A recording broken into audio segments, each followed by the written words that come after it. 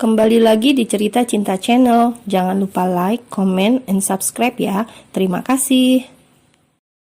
Tidak punya cara lain, dengan sangat terpaksa akhirnya Taki masuk ke dalam mobil Arslan. Begitu ia masuk, barulah Arslan mau menatapnya. "Katakan, apa maumu yang sebenarnya?" tukas Taki galak. Arslan tersenyum sinis. Pria itu kemudian memalingkan wajah. Ia memilih menatap kosong pada kegelapan di sampingnya daripada melihat ke arah lawan bicara. "Aku rasa kau bukan anak kecil, pasti kau lebih tahu apa yang aku mau." Mendengar pernyataan dari pria yang mengaku ayahnya, Taki semakin geram. "Saya bilang saya tidak mau lagi berurusan dengan Anda." "Lebih sopanlah pada ayah kandungmu," cetus Arslan yang merasa sikap Taki begitu kasar. Taki menghela nafas panjang, kemudian kembali bicara. Tapi kali ini ia menurunkan egonya, demi Abah Yusuf yang kini harus mendekam di sel tahanan. "Ini semua pasti perbuatan Anda. Saya mohon, jangan usik orang itu. Jika Anda punya naluri sedikit saja, tolong jangan usik keluarga kami." "Mengusik? Aku hanya meminta apa yang menjadi milikku." Lagi-lagi Taki kembali dibuat naik darah. Tapi pria itu harus menahan sepenuh jiwa. Ia ingat istrinya yang juga sedang hamil di rumah. Kalau tidak, ia bisa hilang kendali. "Baiklah, lepaskan Abah Yusuf. Jika aku memang anakmu, anggap ini permintaan terakhir dan satu-satunya." Dahi Arslan mengkerut. "Lalu, apa yang aku dapat?" tanya Arslan singkat. "Aku tidak akan melakukan sesuatu dengan sia-sia. Tidak ada makan siang gratis, Taki," tambah Arslan dengan muka dingin membuat Taki semakin menahan untuk tidak marah. Rasanya Taki mau memakan orang itu hidup-hidup. Setiap kata yang keluar dari mulut Arslan hanya mengandung racun baginya. "Lalu, kau mau apa?" "Ikut denganku." Taki langsung mendesis kesal. "Tidak akan." "Kalau begitu, lihatlah, pria itu akan mendekam sampai waktu yang lama." Taki langsung mengepalkan tangan, sedangkan Arslan, ia malah meraih tas yang ada di depannya. Arslan mengambil amplop kemudian meletakkan di pangkuan Taki. "Hanya 2 hari, tidak lebih. Jika tidak mau pria itu terjerat semakin parah, maka cepatlah mengambil keputusan," ancam Arslan. Taki mencoba menahan diri, tangannya masih mengepal. Ia tahu Arslan tidak pernah main-main dengan kata-katanya. Apalagi mengingat kasus penculikan yang pernah menimpa dirinya. Ia paham, Arslan dan circle-nya bukan sembarangan. "Jika tidak ada yang bicarakan lagi, kau boleh keluar dan waktumu hanya 2 hari. Kediaman Abah Yusuf. Setelah bertemu dengan ayah kandungnya, Taki langsung pulang ke rumah Abah. Di sana Umi sudah tidur di dalam kamar. "Bagaimana, Mas?" Baru juga masuk rumah, Nada sudah bertanya. Taki sendiri masih dilema.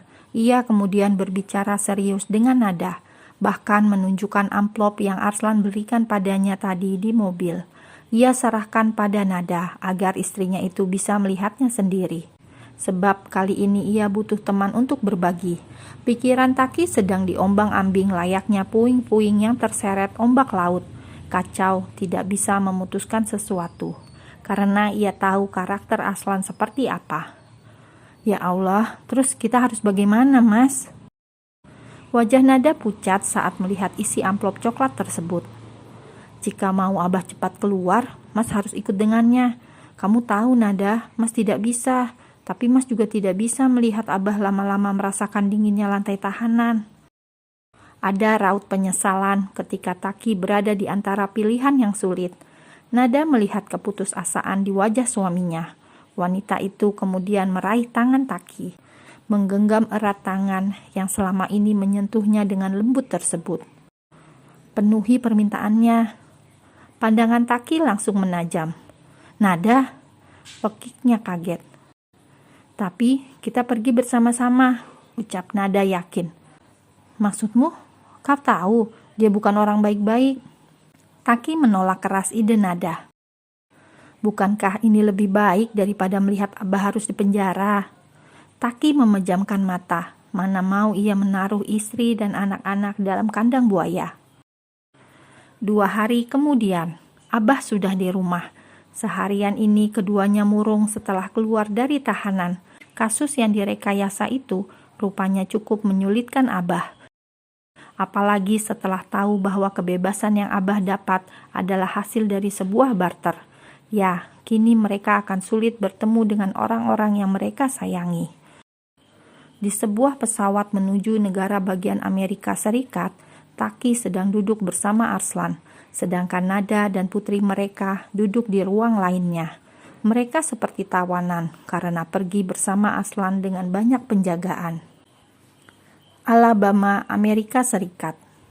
Tetap di sini, titah Arslan saat pesawat mereka sudah mendarat beberapa waktu lalu. Arslan meminta Taki tetap duduk di tempatnya, meskipun Nada sudah turun bersama bayinya. Anda sedang bermain lelucon, sentak Taki marah. Bagaimana bisa ia membiarkan Nada turun duluan sedangkan dirinya hanya diam di sana? Redam emosimu, komentar Arslan. Pria itu kemudian memakai kembali topi coklat miliknya. Taki semakin geram, apalagi saat ia melirik bangku di sampingnya. Ia tahu ia sedang diawasi. Beberapa saat kemudian, barulah Taki boleh turun. Itu pun ia harus terpisah dan tidak tahu istrinya di mana. Di mana kau sembunyikan mereka? Tanya Taki Basami dengan gusar pada sang ayah. Jangan memancing keributan, tetaplah tenang. Dia aman, sangat aman dalam penjagaan kami. Dia lebih terancam bila terlihat bersamamu. Omong kosong, cetus Taki marah. Baru juga beberapa langkah berjalan, tiba-tiba sebuah suara keras terdengar, membuat semua orang panik dan berlarian. Dor! Terdengar sekali suara tembakan yang cukup membuat suasana menjadi gempar. Semua pengawal Arslan langsung mengamankan Arslan dan putranya. Sedangkan Taki, ia hendak pergi dan lari mencari istrinya, tapi sang ayah langsung mencegah.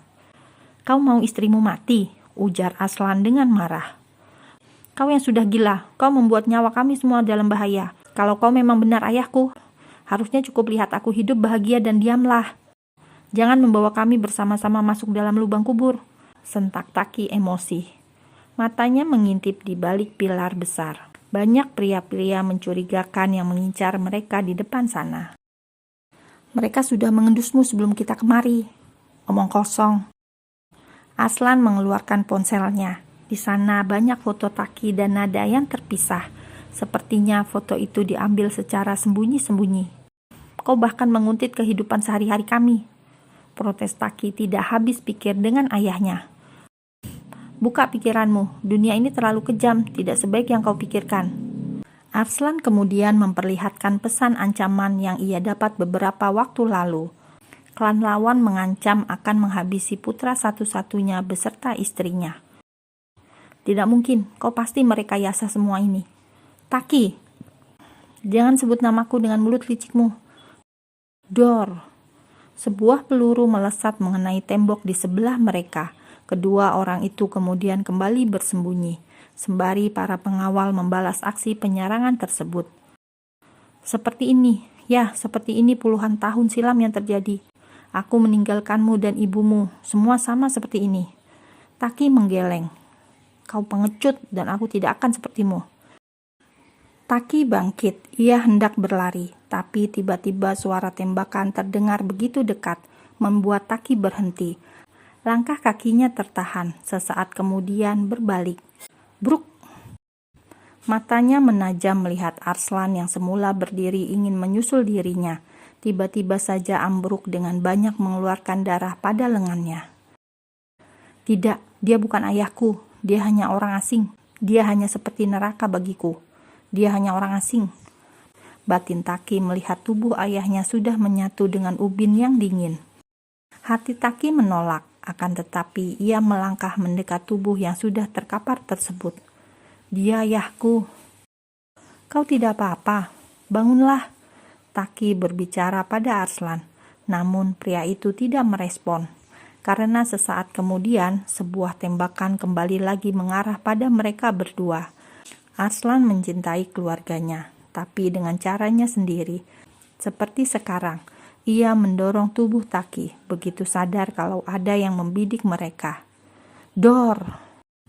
Jackson Hospital, Alabama, Amerika Serikat. Di sebuah ruang VVIP, seorang pria sedang terbaring di sana. Sepanjang lorong, para pria berseragam hitam-hitam menguasai wilayah di sana. Hampir semua bangsal mereka kosongkan demi keamanan pasien VVIP mereka. Sedangkan Taki, ia tampak berbicara dengan salah satu anak buah Arslan. Mereka sudah berada di apartemen dengan banyak penjagaan, Tuan. Taki menatap pengawal itu tajam, mungkin belum percaya kalau tidak ada bukti. Sang pengawal lantas memberikan ponselnya. Di sana terlihat jelas CCTV yang tersambung pada lokasi apartemen rahasia milik Arslan. Akhirnya Taki bisa bernafas lega saat melihat Nada sedang duduk di ruang tengah sambil memangku putri mereka. Terima kasih. Taki menyerahkan ponsel milik anak buah Arslan tersebut. Pria itu pun mengangguk, kemudian pergi meninggalkan Taki sendirian.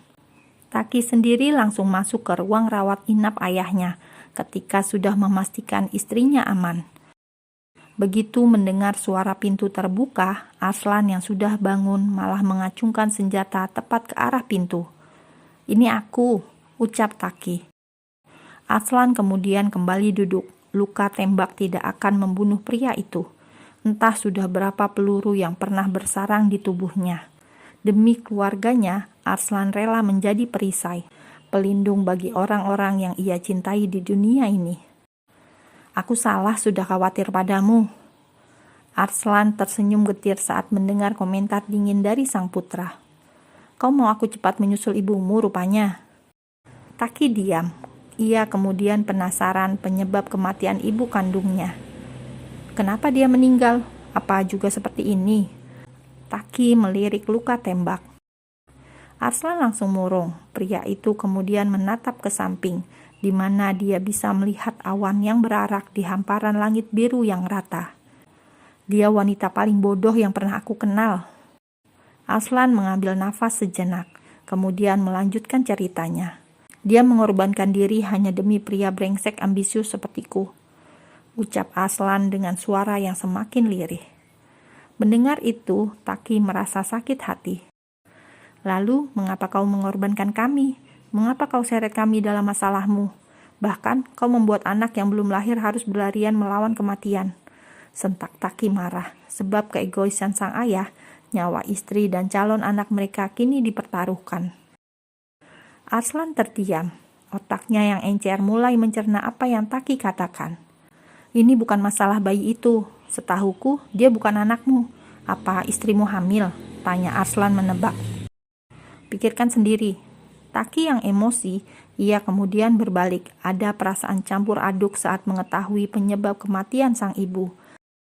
Ada kemarahan besar juga terhadap Arslan. Mengapa ia harus terlibat dengan dunia hitam yang mempertaruhkan nyawa mereka semua? Tidak bisakah mereka hidup selayaknya seperti orang normal biasa?